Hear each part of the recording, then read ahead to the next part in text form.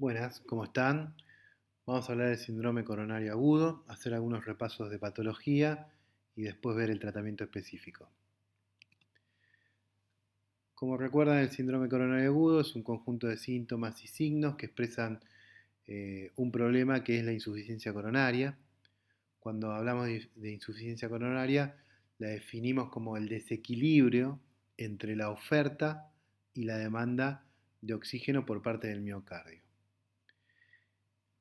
El aporte de oxígeno se da a través de la irrigación sanguínea y por lo tanto el trastorno puede ser consecuencia de una interrupción del flujo a través de las arterias coronarias.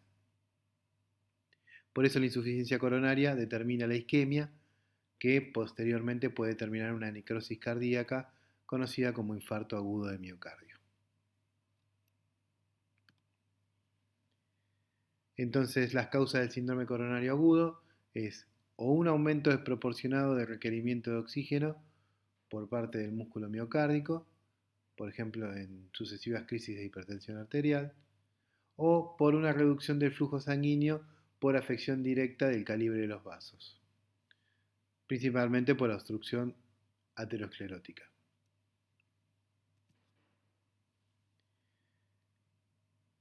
Cuando hablamos de obstrucción hablamos de estenosis o estrechez coronaria. Esto es básicamente por una placa de ateroma que va ganando lugar en la luz del vaso y por lo tanto impide la normal circulación de sangre o normal flujo a través de los vasos coronarios para el aporte de oxígeno en la parte distal del corazón. Como les dije antes, la causa más frecuente son las lesiones ateroscleróticas o aterosclerosas, que prácticamente es la que define al síndrome coronario agudo. Cuando esta obstrucción supera el 80% de lo que es la, la luz del vaso, estamos ante un problema serio que ya empieza con la insuficiencia coronaria, dando lugar a los síntomas conocidos del síndrome coronario agudo. Incluso cuando ya tenemos semejante obstrucción, estos síntomas se pueden dar en reposo. Bueno, este dibujo grafica lo que es la obstrucción progresiva de la luz vascular a través de las placas ateroscleróticas. La presentación clínica creo que la conocen muy bien. Lo principal es el dolor, un dolor que tiene una descripción bastante típica. Y a esto se suma, para hacer una tríada diagnóstica, los cambios electrocardiográficos y los aumentos de las enzimas cardíacas. Con esta tríada uno hace un diagnóstico bastante certero, pero teniendo dos de los tres síntomas también uno puede hacer un diagnóstico, ya que algunos cambios tienen que ver con el tiempo en que uno agarra los síntomas. Por ejemplo, los cambios en el electrocardiograma pueden desaparecer si es que estamos hablando de un síndrome coronario. Si hablamos de infarto, probablemente esos cambios queden permanentes. O las enzimas cardíacas, si nosotros agarramos muy temprano un dolor, con cambios electrocardiográficos, puede ser que las enzimas todavía no empiecen en los que son las etapas de elevación, que es a partir de la tercera hora, entre las 3 y las 6 horas. El dolor, cuando hablamos de un dolor típico coronario, tenemos que hablar de un dolor opresivo, como si tuviese un peso sobre el pecho, que puede incluso quemar, por eso se dice urente, con una localización bien retroesternal, o por lo menos en la cara anterior del tórax, en lo que es la proyección de la silueta cardíaca, que puede irradiarse a brazo, cuello, mandíbula, que si hablamos específicamente de un síndrome coronario, habitualmente la mayor intensidad se da durante los 10 primeros minutos, con una duración menor a 20 minutos. Cuando vemos un dolor que persiste más allá de los 20 minutos, estamos hablando de un probable infarto. Puede haber factores desencadenantes, por ejemplo el ejercicio, o factores atenuantes como por ejemplo el reposo. Y dentro de los síntomas asociados no cardiológicos tenemos los síntomas neurovegetativos, por ejemplo náuseas, vómitos, sudoración, que muy habitualmente se acompañan del dolor torácico y por supuesto la falta de aire o sensación de falta de aire que se llama disnea. La mitad de los pacientes vamos a encontrar algún factor desencadenante, sobre todo lo que es el ejercicio o el estrés, sobre todo el estrés emocional, o posterior a un trauma importante como puede ser un trastorno quirúrgico. Habitualmente en horas de la mañana es donde más frecuentemente se presentan estos cuadros. Y hay un grupo de pacientes que pueden tener síntomas atípicos, o sea, síntomas raros, alejados de lo que es el síndrome coronario común, que son los pacientes diabéticos, por toda la neuropatía periférica, los pacientes ancianos y las mujeres. Y hay un porcentaje muy pequeño de pacientes que pueden infartarse sin tener síntomas, que estos por supuesto son los que más nos complican. Hay clasificaciones, como ustedes saben, de todos los síndromes hay clasificaciones. Este, Particularmente esta clasificación de la Sociedad Española de Cardiología que habla de angina de esfuerzo, angina de reposo o mixta. Esfuerzo, por supuesto, relacionada con alguna sobreexigencia física, donde también se la puede subdividir en inicial, menos de un mes de comienzo de síntomas, progresiva, que está empeorando durante el último mes, o estable, sin modificaciones en el último mes. Bueno, la de reposo no está relacionada con esfuerzos y mixta porque tiene componentes de ambos tipos de angina, de esfuerzo y de reposo. Y a su vez, la angina estable, dentro de la angina de esfuerzo, se puede clasificar en 4 grados. El primero, el dolor aparece con esfuerzos muy extenuantes, muy álgidos, rápidos o prolongados, y así sucesivamente va aumentando de grado cuando la cantidad de esfuerzo es menor, hasta llegar al grado 4 donde el dolor es de reposo. Fíjense que el tema de las caminatas de mayor o menor a 200 metros tiene relevancia para dar un corte entre los grados 2 y 3. Bueno, hablábamos de una tríada más de lo que es el dolor, que es el electrocardiograma, que es fundamental para el diagnóstico. Puede haber un grupo de pacientes, fíjense un 20%, nada despreciable, que no presenten cambios claros en el electrocardiograma o algún paciente que ya tenía un trastorno previo cardiológico que puede cubrir el defecto anginoso coronario.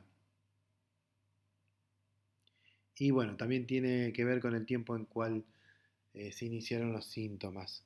Los cambios que vamos a encontrar son cambios que tienen que ver con isquemia, como la aparición de la T negativa, con una lesión, ya una lesión que puede llevar a la necrosis, como es el supra o el infradesnivel del ST, sobre todo el supradesnivel, ese es el más peligroso, y ya cuando la necrosis está marcada aparece la onda Q profunda. En este cuadrito vamos a ver que dividimos en dos grandes grupos al síndrome coronario, que es con elevación de ST o sin elevación de ST. Y por supuesto el que más nos preocupa es el síndrome coronario agudo con elevación del ST, ese que está acá, que habitualmente es el que nos lleva a la urgencia en el tratamiento. El que tiene síndrome coronario agudo sin elevación de ST, estamos hablando más de un proceso anginoso y no de un infarto.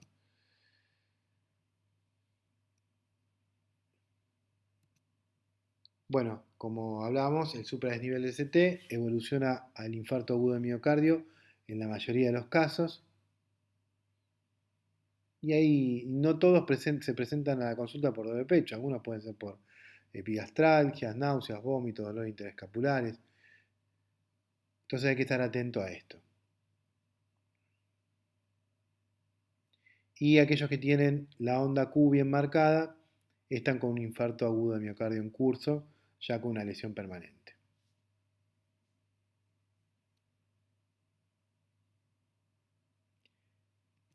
Los marcadores bioquímicos son un grupo de enzimas que nosotros vamos a medir que tienen que ver con la evolución del proceso isquémico.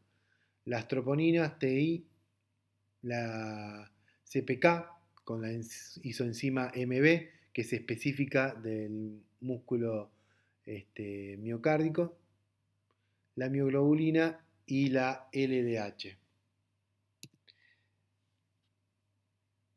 La CPKMB tiene mayor concentración en el músculo cardíaco, por eso digo que es más específica del corazón, porque por supuesto la CPK está distribuida en todos los músculos del organismo. Es más, si uno da una inyección intramuscular, probablemente le vemos el CPK, pero no la isoenzima MB.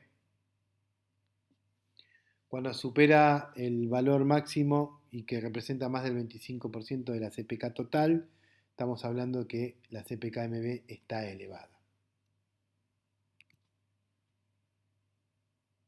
Fíjense los tiempos de comienzo. Habitualmente tiene que pasar entre 2 o 4 horas para que empiecen a demostrarse las enzimas elevadas, con picos que van entre las 2 y las 20 horas. La troponina, que también es bastante específica del corazón, también después de las 4 o 5 horas.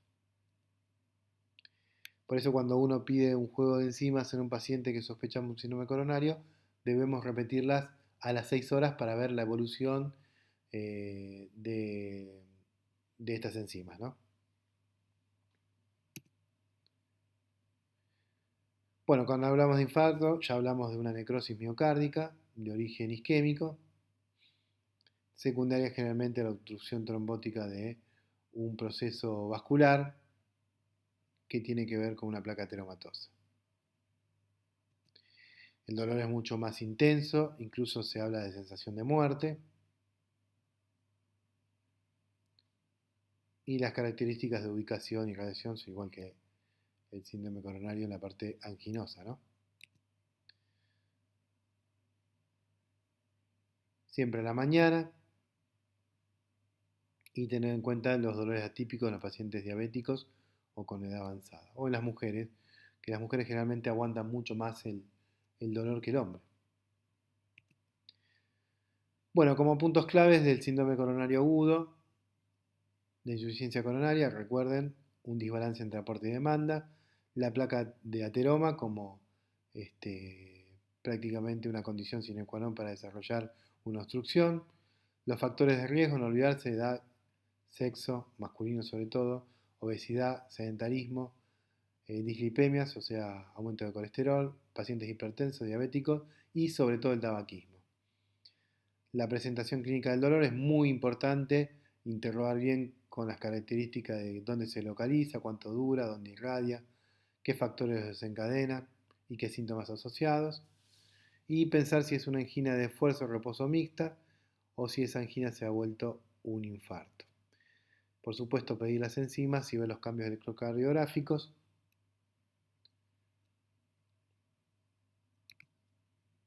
Y dentro de lo que es el manejo inicial de un síndrome coronario agudo, siempre tenemos que hacer el ABC para ver cómo está en cada uno de los órganos y organismos del paciente. Aquel que está cursando un síndrome coronario o un infarto, tener un desfibrilador cerca porque es posible que entre en un paro o en una fibrilación.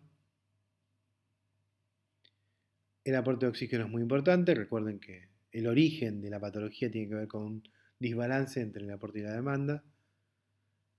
Controlar signos vitales, interrogar sobre el dolor, factores de riesgo, hacer un electro, una placa, sacar sangre para las enzimas y definir qué tipo de CT tiene. Hay una regla mnemotécnica con el manejo inicial que tiene que ver sobre todo con la parte farmacológica. La morfina como analgésico, recuerden que es un dolor muy intenso. El aporte de oxígeno, por lo menos a 5 litros minuto, que es lo que se da con la bigotera. La nitroglicerina, que ahora vamos a ver para qué sirve. Y la aspirina vía oral masticable en dosis de entre 160 y 325 miligramos. La morfina es el analgésico más potente que se conoce. Es manejado hace miles de años, incluso se la conoce desde los 5000 años antes de Cristo, Y su nombre se debe en honor al dios Morfeo, que es el dios del sueño, porque es una droga que inicialmente se utilizaba como inductor del sueño. Tiene varios receptores en los cuales funciona: mu, kappa, epsilon, omega. Cada uno tiene sus efectos bastante diferentes entre sí, pero que se reúnen en el mayor efecto común, que es la analgesia y el sueño. Bueno, todos estos son derivados de la morfina. Fíjense que ahí está nombrada la heroína, que es una droga ilícita de abuso. La morfina en sí causa mucha dependencia. Y bueno, se han generado muchos derivados sintéticos con diferente potencia, ¿no? También tiene su antídoto, antagonistas, que sobre todo es la naloxona, que esto está en todas las guardias para casos de intoxicación. Y hay algunas drogas como la codeína que se utilizan como antitusígenos. La vía de administración puede ser oral, parenteral, sobre todo la vía subcutánea. Esto también se utiliza en adultos como en niños. En niños se usa la nubaína. Y bueno, para la administración endovenosa hay ampollas de 10 miligramos que se utiliza diluyéndose en 10 centímetros cúbicos de solución fisiológica, y generalmente las dosis son tituladas a demanda, ¿no? Se va pasando 1 miligramo viendo la tolerancia del paciente en la dilución que les conté recién. Hay que tener cuidado con la morfina porque causa mucha depresión respiratoria. Una dosis muy alta de morfina puede causar un paro respiratorio, así como también depresión cardiovascular, dando hipotensión y bradicardia. Por supuesto, la depresión neurológica tiene que ver con uno de sus efectos, que es el sueño, ¿no? Y ahí está nombrado el antagonista, que es la naloxona, como les contaba antes. La otra droga que nombramos como tratamiento inicial, que es la nitroglicerina, que viene como administración oral, como comprimidos sublinguales. Uno puede hacer diagnóstico con un dolor cuando le da una ETG sublingual y el dolor cede. Bueno, estamos hablando de un síndrome coronario. Si no cede, puede ser que estemos ante un infarto. También se puede dar por vía endovenosa, que esa es la NTG. Vienen las ampollas de 25 miligramos, que se preparan diluidos en 250 centímetros cúbicos de dextrosa al 5%, y después se va regulando la dosis en microgoteo, que se miden en gamas por minuto. Y la otra droga que vimos en lo que es el tratamiento inicial es el ácido acetilsalicílico, la aspirina, que tiene una función de antiagregación plaquetaria. Esto quiere decir que impide que siga formándose el trombo por la unión de las plaquetas. La dosis es entre 160 y 325 miligramos. Ustedes piensen que la aspirina común en los comprimidos trae 500, así que dándole medio comprimido en forma masticable es suficiente. No hace falta tener la cardioaspirina con la dosis justa, sino que rompiendo o cortando por la mitad un comprimido común de aspirina es suficiente. Ahora vamos a ver después en la otra parte, la parte de los trombolíticos y el tratamiento eh, mediante hemodinamia, que es la angioplastía para el síndrome anginoso, más que nada para el infarto.